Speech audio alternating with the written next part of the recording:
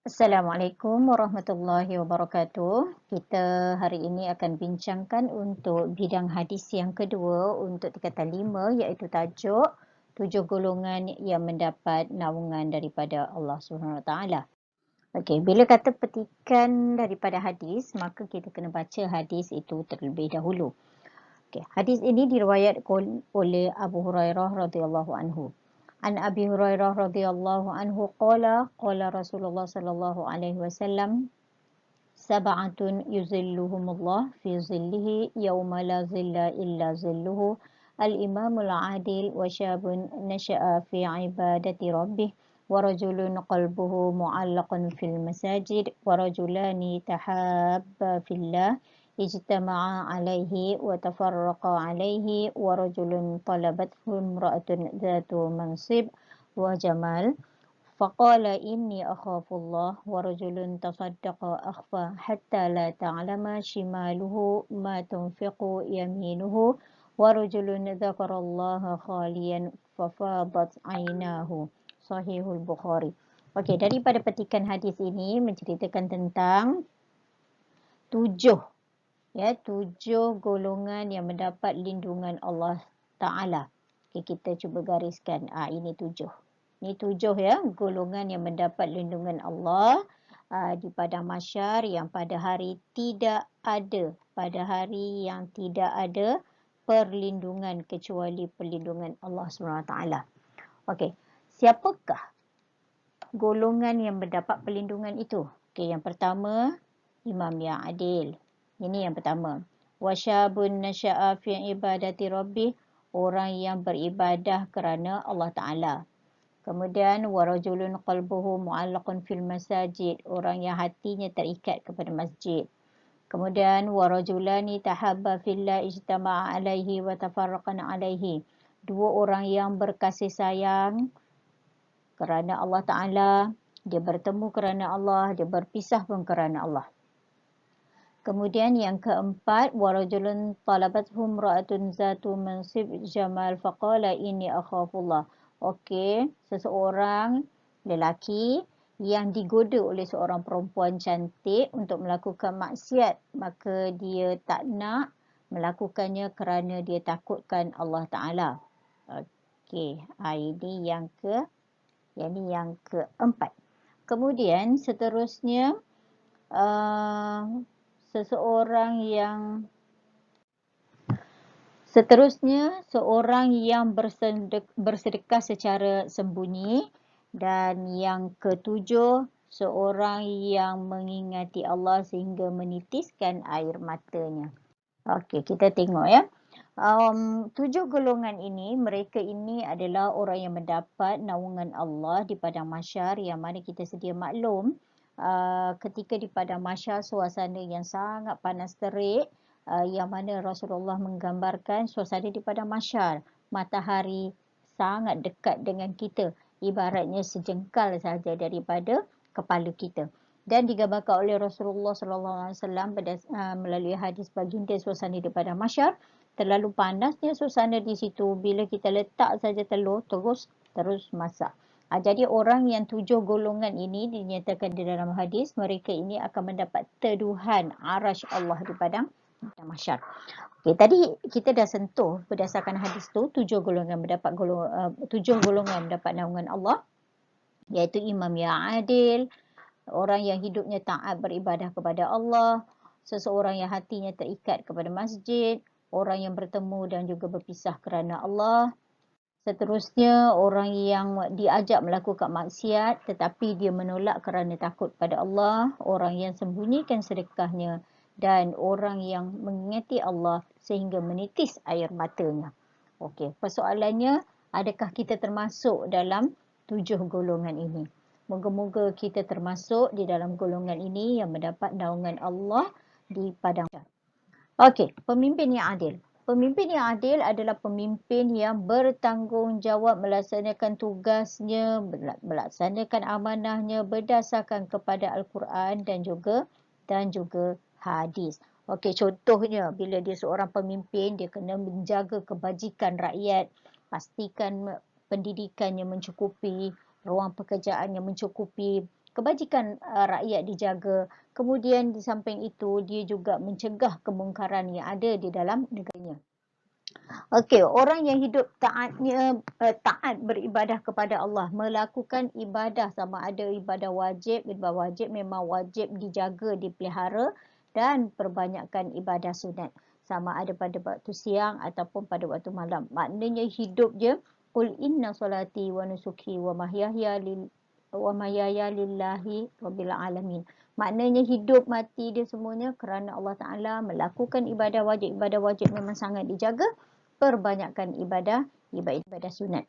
Okey, seterusnya yang ketiga, golongan mendapat naungan Allah ialah hatinya sentiasa mencintai masjid dengan selalu mengunjungi masjid untuk melakukan ibadah dan juga apa sahaja kebajikan. Contohnya menunaikan solat fardu secara berjemaah. Sebab kita sedia maklum, melakukan solat secara berjamaah, gandaan pahalanya adalah 27 ganjaran. Dan selain daripada itu, melakukan aktiviti ibadah di masjid seperti menghadiri majlis ilmu. Okey, yang seterusnya adalah orang yang bertemu dan juga berpisah kerana Allah Ta'ala. Semuanya dilakukan berdasarkan kepada keimanan dan juga ketakwaan kepada Allah Ta'ala. Sebagai contoh, seperti mana yang dia telah ditunjukkan oleh sahabat Rasulullah yang paling rapat, iaitu Saidina Abu Bakar. Dia sentiasa berdampingan dengan Rasulullah. Sama ada Rasulullah susah ke, senang ke, sehingga kan peristiwa Isra' dan Mi'raj, ramai orang yang mendustakan Rasulullah, tetapi dia tetap mengatakan Rasulullah adalah benar, dan ekoran daripada kisah itulah Rasulullah menggelarkannya As-Siddiq. Dan di samping itu juga, Saidina Abu Bakar ini adalah orang yang sanggup bersahabat dengan Rasulullah, dan akhirnya Rasulullah telah memilih Saidina Abu Bakar untuk menemani dia ketika peristiwa hijrah di bumi Madinah.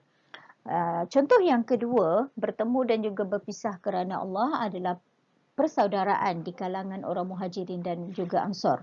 Okay, Muhajirin adalah orang Mekah yang datang ke Madinah ketika peristiwa hijrah, manakala orang Ansar adalah penduduk Madinah sendiri.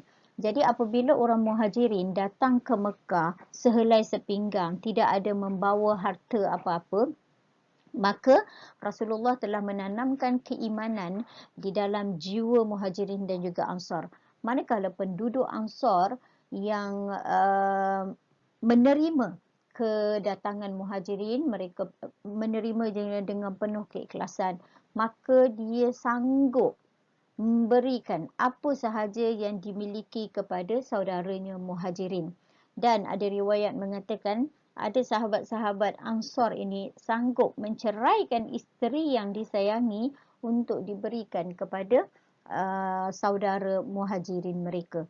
Jadi nak kata tahap kecintaan, keimanan, ketakwaan itu sangat mendalam terhadap saudara itu, saudara mereka sesama akidah ini. Ini yang kita nak cari dalam dunia hari ini, saudara, sahabat, teman rapat yang bertemu dan berpisah kerana Allah Ta'ala itu memang sangat sukar, tetapi sebenarnya ada. Dan kalau kita mengharapkan ganjaran daripada Allah Ta'ala untuk mendapat naungannya, maka rebutlah peluang dan ruang ini.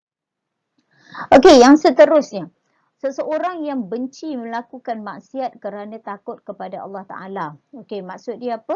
Maksud dia ialah orang yang menjauhi semua perbuatan yang melanggar suruhan Allah atau meninggalkan larangannya, sama dalam bentuk lisan ke perbuatan atau hati. Okey, contohnya, meninggalkan perbuatan mencuri. Sebab tahu perbuatan mencuri itu merupakan dosa besar. Meninggalkan perbuatan minum arak, tahu itu adalah larangan daripada Allah Ta'ala. Di samping itu dapat merosakkan akal. Bila rosaknya akal, banyaklah maksiat-maksiat lain yang akan berlaku. Okey, bagi contoh lain, benci melakukan maksiat dengan pergaulan bebas. Ini pergaulan bebas ni kena jaga, kerana apabila terdedahnya pergaulan bebas, maka banyak kemaksiatan yang berlaku seperti penzinaan, lahir anak luar nikah dan sebagainya. Okey, jadi ekoran daripada seseorang yang benci melakukan maksiat kerana takut kepada Allah, kita ambil iktibar daripada kisah Nabi Yusuf dengan Siti Zulaikha, yang mana diriwayatkan Nabi Yusuf ni adalah seorang lelaki yang sangat kacak, terlalu cantik. Ya, terlalu cantik, tiada tandingannya. Sampaikan ibu angkat dia Siti Zulaikha pun terpedaya dengan dia. Dan satu hari Siti Zulaikha telah mengajak Nabi Yusuf melakukan penzinaan. Tetapi apa yang dikatakan oleh Nabi Yusuf? Dia kata, wahai Zulaikha, aku tidak mahu, menolaknya Nabi Yusuf. Aku tidak mahu melakukan perbuatan itu kerana takutkan Allah Ta'ala. Itu kata-kata yang disebut oleh Nabi Yusuf.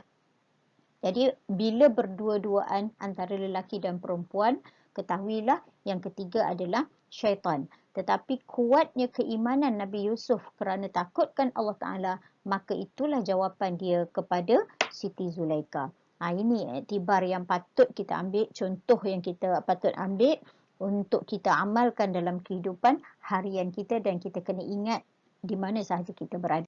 Okey, yang seterusnya, seseorang yang sembunyikan sedekahnya. Ini juga termasuk dalam golongan yang mendapat lindungan Allah Ta'ala. Sedekah. Sedekah tanda bersyukur. Kat sini. Sedekah tanda bersyukur. Ya, memang tidak ada bukti yang mengatakan orang bersedekah dia akan miskin. Tidak ada. Malah bersedekah itu lagi menambahkan rezeki kita. Ya, sebab Allah Ta'ala memang menjanjikan kalau kita bersedekah memang kita akan ditambah rezeki. Wa in ta'uddu ni'matallahi la tusuha. Memang rezeki yang Allah Ta'ala beri kepada kita, kita memang tak boleh nak hitung. Tetapi rezeki yang Allah Ta'ala beri itu untuk kita berkongsi dengan orang yang sepatutnya. Ingat, sebahagian daripada rezeki yang kita miliki adalah hak orang lain. Jadi yang saranan di sini adalah sembunyikan sedekah yang kita berikan. Tangan kanan memberi, tangan kiri tak tahu. Okey, tapi boleh atau tidak kita war-warkan sedekah kita? Boleh, tidak menjadi masalah. Dekat dalam petikan ini pun dinyatakan Al-Quran membolehkan sedekah secara terang-terangan, kerana antara kebaikannya adalah dia dapat menggalakkan orang lain untuk mencontohi perbuatan tersebut.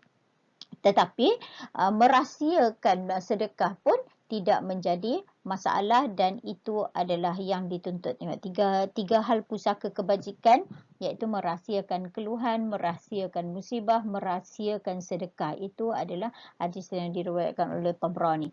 Okey, sekarang ni dunia hari ini adalah dunia IT. Jadi nak sedekah itu sebenarnya pelbagai cara. Okey, melalui online boleh, melalui kita nak transfer ke mana-mana akaun, mana-mana masjid, mana-mana pertubuhan NGO dan sebagainya. Tidak menjadi masalah. Yang penting kita melakukan perbuatan itu kerana perbuatan itu memang sangat dipuji oleh Allah Subhanahu Wa Taala.